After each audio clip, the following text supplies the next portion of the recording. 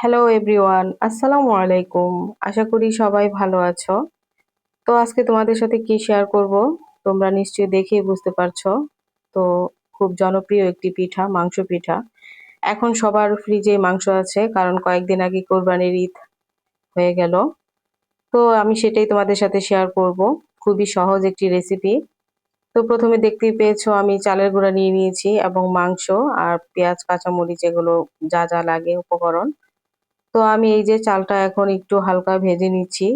তো আরেকটি কথা বলে নেই, আমি পিঠাগুলো তৈরি করছি আমার বড় ভাবির বাসায়, মানে বড় ভাইয়ের বাসায় আসছি। তো বাচ্চারা এই পিঠাটা খেতে খুবই পছন্দ করে, আমার ভাইয়ের 2 মেয়ে। তাদের জন্য ফাইনালি পিঠাটা বানানো। আমারও খুবই পছন্দ। তো এই তো চালের গুঁড়াগুলো আমি দেখতেই পেলে ভেজে নিয়েছি অল্প আঁচে আর ফুটন্ত গরম পানি। তো এখন আমি এই যে মাংসের পুরটা তৈরি করে নিচ্ছি। আসলে মাংসের পুরটা তৈরি করতে মূলত যা যা মশলা লাগে সেটা আমি তোমাদেরকে দেখাতে স্কিপ করে দিলাম, ভুলে গেছিলাম। তো আদা রসুন বাটা, জিরা গুঁড়া আর মরিচ গুঁড়া, ধনিয়ার গুঁড়া, অল্প একটু হলুদের গুঁড়ো আর হলো গরম মশলার গুঁড়া দিয়েই তো মাংসটাকে আমি একটু ভালো করে রান্না করে নিলাম। কিছু ধনিয়া পাতা দিয়ে দিয়েছি। তো এই তো আমার মাংসের পুরটা রেডি হয়ে গেছে। আর এইদিকেই তো আমার চালের ডোটাও রেডি হয়ে গেছে। তো এরকম হতে হবে।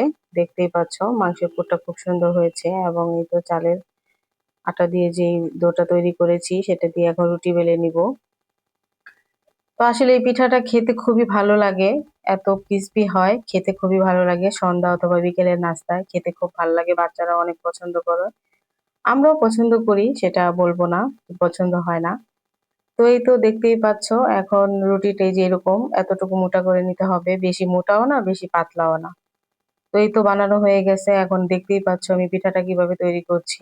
তোমরা চাইলে এটা 4টা ভাগ করে নিতে পারো রুটিটা। তো আমার কাছে এভাবে সহজ মনে হলো তাই আমি এভাবেই করে নিচ্ছি। খুব তাড়াহুড়া করছিলাম কারণ ওরা সবাই অপেক্ষা করতেছিল পিঠাটা খাবে, তার জন্য খুব তাড়াতাড়ি করে বানাচ্ছিলাম। তো এই তো এই যেভাবে আমি ভরে নিয়েছি, এখন সবগুলো কেটে নিব। দেখতেই পাচ্ছ এই পিঠাটা খেতে আসলে কি বলবো, বলার কিছু নেই। মানে কোরবানি ঈদের পর পর মাংস যখন ঝুরি ঝুরি হয়ে যায়, ঝোড়া মাংস দিয়ে এই পিঠাটা বানাতে খুবই ভালো লাগে, অসাধারণ লাগে খেতে। তো এই যে আমি পিঠাটা কাজ করে নিচ্ছি, দেখতেই পাচ্ছ খুব, তোমাদেরকে দেখাচ্ছি বোঝানোর জন্য। খুবই ইজি এবং খুবই সহজ একটি পিঠা, খেতে খুবই দারুণ লাগে। তো তোমাদের সহজ ভাবে বোঝানোর জন্য আমি আরেকটি পিঠা দেখাচ্ছি। তো এই তো এইভাবে আমি একই নিয়মে সবগুলো পিঠা তৈরি করে নিলাম। সবগুলো পিঠা বানানো হয়ে গেছে আমার, প্রায় শেষের দিকে। এই তো, তো এখন সবগুলো পিঠাই তো আলহামদুলিল্লাহ বানানো হয়ে গেছে। এখন আমি তোমাদেরকে তা দেখাচ্ছি। তো সবগুলো পিঠা এখন আমি ভেজে নিব। তো ভাজার জন্য একটি প্যানে বেশি করে তেল দিয়ে দিয়েছি, কারণ এটা ডুবন্ত তেলে ভাজতে হবে। তো এই তো পিঠাগুলো দিয়ে দিলাম একে একই। সবগুলো পিঠা এখন আমি খুব সুন্দর করে ভেজে নিব ব্রাউন কালার আসা পর্যন্ত। তো ওই তো তোমাদের সাথে কথা বলতে বলতে আমার পিঠা ভাজা হয়ে গেছে।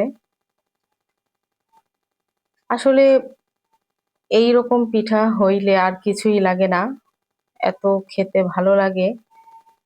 কি আর বলবো, বারবার শুধু প্রশংসাই করতেছি। তোমরা এইভাবে বানিয়ে খেয়ে দেখবা, ইনশাল্লাহ অবশ্যই ভালো লাগবে। খুবই সহজ একটি রেসিপি, তেমন কঠিন কিছুই না।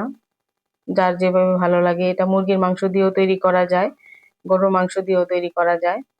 তো পিঠাটা খেতে আসলে খুবই ভালো লাগে। এই তো দেখো আমার সবগুলো পিঠা ভাজা হয়ে গেছে, এতটাই লোভনীয় হয়েছিল। মাশাল্লাহ খুব সুন্দর হয়েছিল পিঠাগুলো। তো সবাই পিঠা খাওয়ার জন্য খুব ওয়েট করতেছে, মানে কি বলে, পিঠা কখন আসবে আর কখন খাবে। সবাই টিভির রুমে টিভি দেখতেছিল, আজকে খেলা হচ্ছিল। তো আমি এই তো পিঠা এই যে বানানো শেষ, পরিবেশন করে ফেললাম। এখন সবগুলো পিঠা ওদের কাছে নিয়ে যাব। তো সবাই মিলে একসাথে পিঠাগুলো খাবো। তো আমার রান্না যদি তোমাদের কাছে ভালো লেগে থাকে তাহলে অবশ্যই আমার চ্যানেলটাকে সাবস্ক্রাইব করে লাইক কমেন্ট শেয়ার করে পাশে থাকবা। আমিও অবশ্যই তোমাদেরকে ভালো ভালো রেসিপি দেওয়ার চেষ্টা করব। তোমাদের উৎসাহ পেলে আমার রেসিপি দিতে ভালো লাগবে। তো এই যে সবগুলো পিঠা নিয়ে আসলাম, এখন সবাই মিলে খাচ্ছি, খাওয়ার পালা। তো আজকের রেসিপিটা তোমাদের কাছে কেমন লেগেছে কমেন্টে অবশ্যই জানাবা। আর নতুন কোনো রেসিপি নিয়ে আসার জন্য সবাই উৎসাহ দিবা।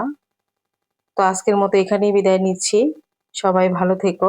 আল্লাহ হাফেজ।